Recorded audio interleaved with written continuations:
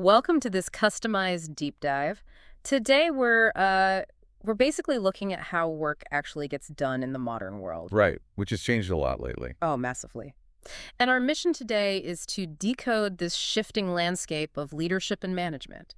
We're examining a, well, highly influential, newly updated text. It's the 8th edition of the PMBOK guide. Right, the a guide to the project management body of knowledge. Exactly. Published by the Project Management Institute. And for you listening, whether you build, manage, or create anything, this text is basically the gold standard. Yeah, absolutely.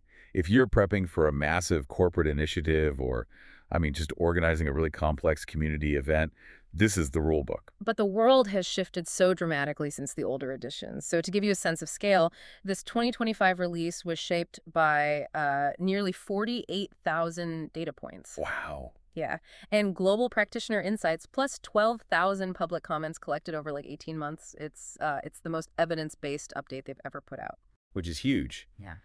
And, my goal today is to really try to synthesize these kind of heavy concepts into actionable wisdom for you. Right, because you might think a standard on project management is just about, Gantt charts and strict deadlines. Yeah. But we're looking at a total paradigm shift here. We really are. It's no longer just about getting things done. It's about why we do them and what actual value they bring. Yeah. The definition of success has just completely changed in the modern era. Okay, so let's unpack this, because to understand the new rules, we really have to look at the new environment we're operating in, right? Yeah, you have to look at the context, the global challenges and technological leaps that, forced this 8th edition into existence. And we can't talk about technological leaps without bringing up generative AI. No, you really can't. And the standard explicitly addresses Gen AI now. It's no longer just some fringe tool. Right. It's a core environmental factor because AI can now analyze just vast amounts of data in seconds. It predicts risks. It automates routine tasks. Like all the baseline scheduling and status reports, right? Exactly. Yeah. The stuff that used to eat up half of a manager's week. And because of this, the expectation of the human overseeing the project has permanently expanded. They aren't just organizers anymore. No, not at all. They really have to be skilled strategists now. Change managers who are actually capable of driving organizational value. Which, by the way, I noticed this hilarious bit of irony in the text itself. Oh, the copyright thing. Yes. The text has a strict, all caps, no AI training copyright clause. Yeah, right. It's just so funny to me. They're like, leverage AI for efficiency, but also do not feed our intellectual property into your public language models. It really shows that tension, doesn't it? We're all trying to use the tools while desperately protecting our data. Totally. But it sounds to me like the project manager used to be the person running around with a stopwatch. Right. Just making sure everyone was playing their instruments fast enough. But now, because AI is holding the stopwatch, the human gets to be the conductor. Oh, I like that. Yeah, they get to focus on the emotion and the strategy of the symphony. What's fascinating here is that while AI handles the efficiency, its impact still entirely depends on the quality of the system inputs. And human oversight, right? Exactly. Yeah. The machine can flag that a task is late, but it can't walk into a tense boardroom and negotiate a budget increase. Yeah. AI is pretty terrible at office politics. Right. So the human is freed up to focus on exactly those messy things: stakeholder engagement, innovation, ethical responsibilities, the real human elements. Okay, so if the project manager is now this conductor focused on strategy, what exactly is the new music they're trying to play? Well, in a word, it's value. Value, okay, Okay. because there's a massive shift in terminology here. It's moving away from just scope, schedule, and cost. Historically, project management was just about efficient delivery within those constraints. Did you hit the deadline? Did you stay under budget? Right, the classic checklist. Yeah. But now, the focus is squarely on value delivery.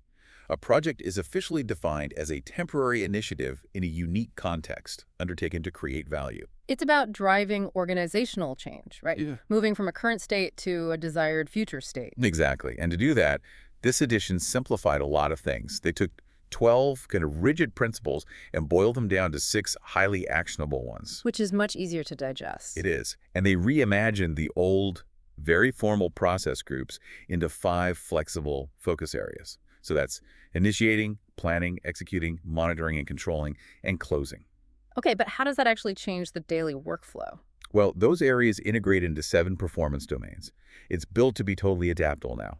So whether you're using a predictive approach like waterfall or an adaptive agile approach or even a hybrid, the framework flexes to fit the context. I gotta push back here for a second, though, Sure. because value is incredibly subjective, isn't it? It can be, yeah. I mean, a financial return is obvious, but how does this standard account for everything else that doesn't just equal instant cash? That's a great point. Right. And the standard explicitly divides business value into two categories, tangible and intangible. Okay, tangible being the cash. Right, monetary assets, market share, physical utility. But the intangible value is just as important now. That's things like corporate goodwill, brand recognition. What about, like, public benefit? Yes, public benefit, environmental awareness, and even employee well-being. Oh, wow. So employee well-being actually counts as business value in this standard. Absolutely. The expected value has to meet the investment threshold. But that return doesn't just have to be financial anymore. Reducing employee burnout has massive long-term organizational value. That makes total sense.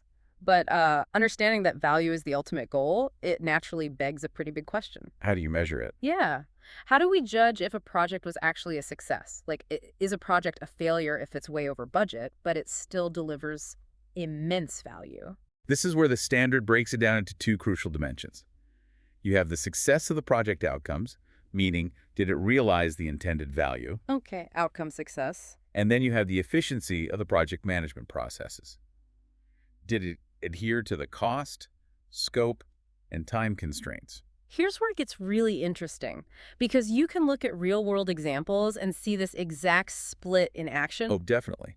The text actually uses the Sydney Opera House as a prime case study for this. I love this example. Break it down for us. So when the Sydney Opera House was pitched, the initial budget was, it was Australian $7 million, Mm-hmm. and it was supposed to take 4 years. Okay, $7 million in 4 years. Not bad. Right. But it actually ended up costing $102 million, Hmm. and it took 14 years to build. Oh, my God. Yeah, so by traditional process efficiency metrics, it was a total failure, just a disaster. A complete catastrophe of process. But look at the outcome dimension. Today, it's a UNESCO World Heritage Site. It gets nearly 11 million visitors every year. The outcome was an absolute triumph. Exactly. And then the text offers this stunning inverse scenario. The Montreal Highway 15 overpass, Right. This is a crazy one. built in 2016 for nearly 11 million Canadian dollars. It was a well-managed, highly efficient construction effort. They hit their budget and their timeline, right? Perfect process efficiency. But a year later, they discovered it didn't align with the adjacent Champlain Bridge's new design plans. Wait, really? It just didn't connect. It didn't align. It had to be completely demolished. That is just wild. So you have a perfect process, but a total outcome failure. It delivered zero value to the future state. It's so ironic, right? Historically, a strict project manager would have given that Montreal team an A+ on opening day. Right. And they probably would have fired the Sydney Opera House team halfway through. But for you listening, this directly applies to your life, too. You can perfectly execute a really bad plan. Yes, exactly. But true success requires making sure the outcome actually matters to where you want to be in the future. Which is why organizations need an ecosystem. You have to prevent those Montreal overpass scenarios where you flawlessly build something that just doesn't fit the broader environment. So how does one single project fit into the larger puzzle of a company or a community? The standard breaks this down into what it calls the system for value delivery. It has 4 main components: portfolio, program, project, and operations. Okay, so I was thinking about this, and I came up with an analogy for you listening to try and make sense of these layers. Oh, let's hear it. Think of it like personal finance. Your portfolio is your overall financial strategy for retirement, right? It's the big picture. Right. A program is your coordinated effort to buy a house.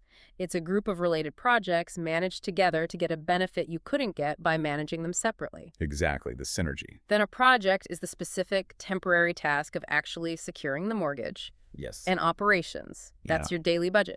Going to work, paying the utility bills, the ongoing stuff. That is a perfect way to look at it. And if we connect this to the bigger picture, you see that projects and operations constantly intersect. Because the project ends, but the result doesn't. Right. A project has a defined end date, but its deliverables live on. The handover of resources and knowledge to the operations team is what actually sustains the value long term. So in the analogy, if your daily operations, your budget, aren't talking to your project, which is getting a huge mortgage, what happens? The whole portfolio collapses. Your retirement strategy is ruined because you can't afford the daily payments.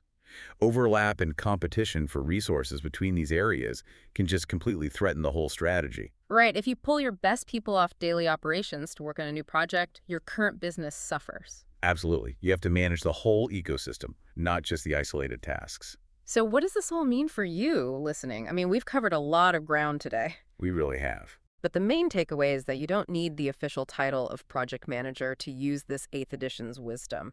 Whether you're leading a corporate team or just organizing your own life, success is no longer just about ruthlessly ticking off a checklist. No, it's about adapting to unique contexts. Right. Viewing yourself as a strategist. Yeah. And always, always prioritizing the tangible or intangible value of the final outcome over just the mere efficiency of the execution. This whole framework really encourages critical thinking. It urges us to constantly stop and ask, not just, are we on time, but Yeah. are we building the right thing for the future state? Yeah.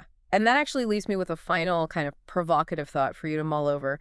We talked about how Gen AI is stepping in to handle the efficiency side, right? Right. The scheduling, the risk prediction, all the data. Mechanical stuff. If AI eventually achieves absolute perfection in process efficiency, meaning it just flawlessly manages budgets and timelines without us, Right.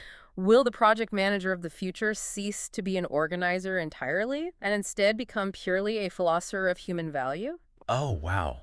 That is a fascinating question. Right, just sitting there deciding what is actually worth building while the AI just goes out and builds it efficiently. It really makes you rethink what the core human contribution is going to be moving forward. Absolutely.